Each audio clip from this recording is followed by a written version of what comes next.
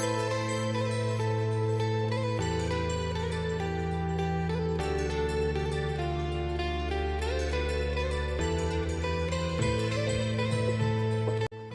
നമുക്ക് നല്ല അടിപൊളിയായിട്ടുള്ള ഒരു ഹെൽത്തി ഡ്രിങ്ക് എങ്ങനെയാണ് ഉണ്ടാക്കുന്നത് നോക്കിയിട്ട് വരാം. ഇത് നിങ്ങൾക്ക് ഇഫ്താറിന് നോയമ്പൊക്കെ മുറിച്ചതിന് ശേഷം കുടിക്കാൻ പറ്റിയ നല്ല അടിപൊളി ഒരു ഹെൽത്തി ഡ്രിങ്കാണ്.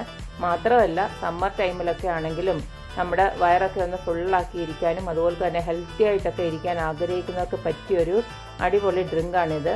അപ്പോൾ നമുക്ക് ഈ ഒരു റെസിപ്പി എങ്ങനെയാണ് ഉണ്ടാക്കുന്നതെന്ന് നോക്കിയിട്ട് വരാം.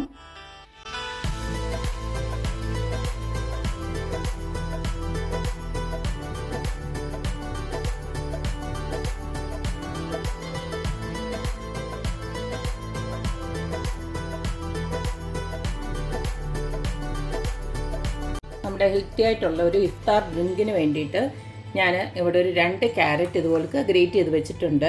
ഇനി ഇതിലേക്ക് നമുക്ക് ഇഷ്ടമുള്ള ഫ്രൂട്ട്സ് ഏത് വേണമെങ്കിലും എടുക്കാം. ഞാനിപ്പോൾ എടുത്ത് വെച്ചിരിക്കുന്ന ചെറിയൊരു പഴുത്ത മാങ്ങയും അതുപോലെ തന്നെ ഒരു 3-4 സ്ട്രോബെറിയും ഇതുപോലെ എടുത്ത് വെച്ചിട്ടുണ്ട്. നിങ്ങളുടെ കയ്യിൽ അവൈലബിൾ ആയിട്ടുള്ള ഏത് ഫ്രൂട്ട്സ് വേണമെങ്കിലും നിങ്ങൾക്ക് ചേർക്കാം. പിന്നെ അതിലേക്ക് ഇതുപോലെ സബ്ജ സീഡ്സ് ഞാൻ ഒന്ന് സോക്ക് ചെയ്ത് വെച്ചിട്ടുണ്ട്. ആദ്യം ഒന്ന് കഴുകിയതിന് ശേഷം ചൂടാറിയ വെള്ളത്തിൽ ഇതുപോലെ ഒന്ന് ഇട്ട് വെച്ചേക്കാണ്. പിന്നെ നമുക്ക് ഇഷ്ടമുള്ള നട്ട്സ് ഇത് നമുക്ക് ഗാർണിഷ് ചെയ്യാൻ വേണ്ടിയിട്ടാണ്. ഞാനിപ്പം കാഷ്യൂനട്ടും അതുപോലെ തന്നെ ആൽമണ്ടും അതുപോലെ തന്നെ പിസ്തയൊക്കെ എടുത്ത് വെച്ചിട്ടുണ്ട്. ഇനി നമുക്കിതിലേക്ക് ഒരു 2 ടേബിൾ സ്പൂണ് കസ്റ്റർഡ് പൗഡർ വേണം. അതുപോലെ തന്നെ ഞാൻ 2.5 ഗ്ലാസ് പാൽ ഇതുപോലെ ഒന്ന് തിളപ്പിച്ച് വെച്ചിട്ടുണ്ട്.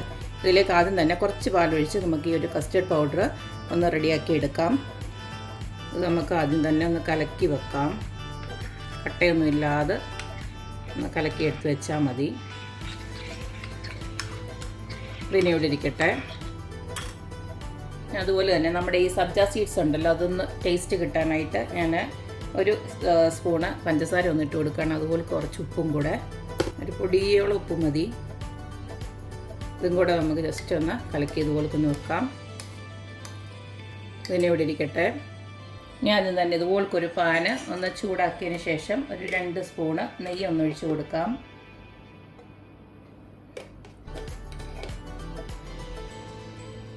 നെയ്യ് ഇതുപോലൊന്ന് ഉരുകി വരുന്നുണ്ടെങ്കിൽ നമുക്ക് ആ ഗ്രേറ്റ് ചെയ്ത് വെച്ചിരിക്കുന്ന ക്യാരറ്റ് ഒന്ന് ഇട്ട് കൊടുക്കാം.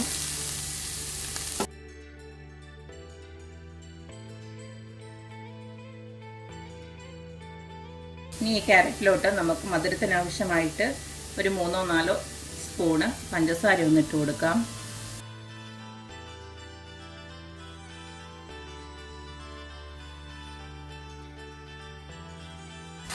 പഞ്ചസാര ഇട്ട് കഴിയുമ്പോൾ ഇതുപോലൊന്ന് ഉരുകി ഇങ്ങനെ ലൂസായി വരും. ഇതൊന്ന് ഇനി നമുക്ക് ഒന്ന് വരണ്ട് കിട്ടണം. അതുവരെ ഒന്ന് ഇതുപോലൊന്ന് വരട്ടിയെടുക്കണം.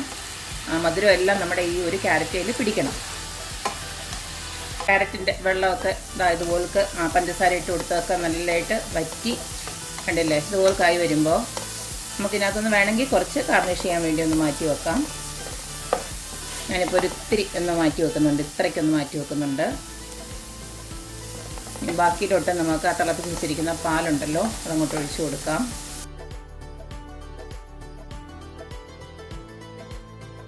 ഇതിനെ പാലൊന്ന് ചെറുതായിട്ടൊന്ന് കുറുകി വരണം. നമ്മുടെ ക്യാരറ്റ് ഒന്നും കൂടെ ഒന്ന് വെന്ത് കിട്ടണം. അതുവരെ നമുക്കൊന്ന് ഇതുപോലെ ഇളക്കിക്കൊണ്ടിരിക്കാം.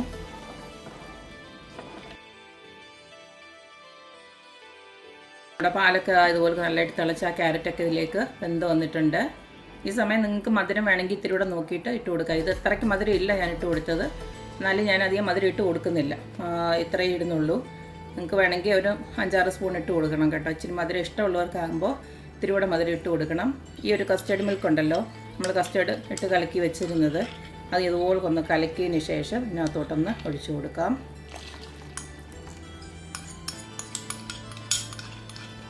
ഇനി കൈവിടാതെ ഇങ്ങനെ ഒന്ന് ഇളക്കണം. കസ്റ്റർഡ് പൗഡർ ഇടുമ്പോൾ അതൊന്നുകൂടെ ഒന്ന് കുറുകി വരും.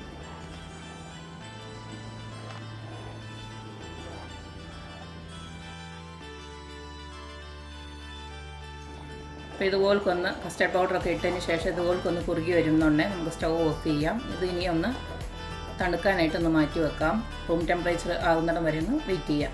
അപ്പോൾ നമ്മുടെ ഈ ഒരു ഡ്രിങ്ക് ഉണ്ടാക്കി വെച്ചത് റൂം ടെമ്പറേച്ചറിൽ ഒന്ന് തണുത്ത് വന്നിട്ടുണ്ട്. ഇത്തിരി ഒന്ന് കട്ടിയായിട്ടുണ്ട്. നിങ്ങൾക്ക് വേണമെങ്കിൽ ഇത്തിരിയും കൂടെ പാലൊഴിച്ച് ഇച്ചിരി കൂടെ ഒന്ന് നീട്ടാം. കാരണം നമ്മളിത് ഡ്രിങ്കായിട്ടാണല്ലോ യൂസ് ചെയ്യുന്നത്. അപ്പം ഇത്തിരിയുടെ നീട്ടാം. ഇപ്പം ഞാനിത് പാലൊന്നും ഒഴിക്കുന്നില്ല, ഇതിങ്ങനെ തന്നെ ഈ ഒരു ബൗളിലോട്ടൊന്ന് ഒഴിച്ച് വെക്കുകയാണ്. ഇതിലേക്ക് നമുക്ക് നേരത്തെ റെഡിയാക്കി വെച്ചിരിക്കുന്ന ഈ ഒരു സബ്ജ സീഡ്സ് കൂടെ അങ്ങോട്ട് ഒഴിച്ചു കൊടുക്കാം.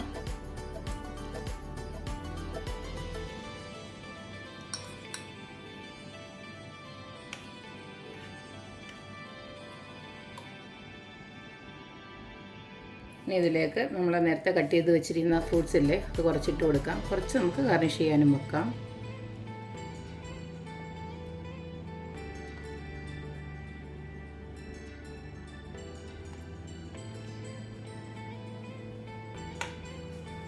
അതുപോലെ തന്നെ കുറച്ച് നട്ട്സ് കൂടെ ഇതിനകത്തോട്ട് ഇട്ട് കൊടുക്കാം. കുറച്ച് നമുക്ക് ഗാർണിഷ് ചെയ്യാൻ വെക്കാം. എല്ലാം കൂടെ നമുക്കൊന്ന് മിക്സ് ചെയ്യാം. അപ്പോൾ ഇത്രയേ ഉള്ളൂ, നമ്മുടെ അടിപൊളിയായിട്ടുള്ള ഹെൽത്തി ആയിട്ടുള്ള ഒരു ഡ്രിങ്ക് ഇവിടെ റെഡി ആയിട്ടുണ്ട്. ഇത് ഒന്ന് നന്നായിട്ട് തണുപ്പിച്ചതിന് ശേഷം കുടിച്ചു കഴിഞ്ഞാൽ നല്ല സൂപ്പറാണ്.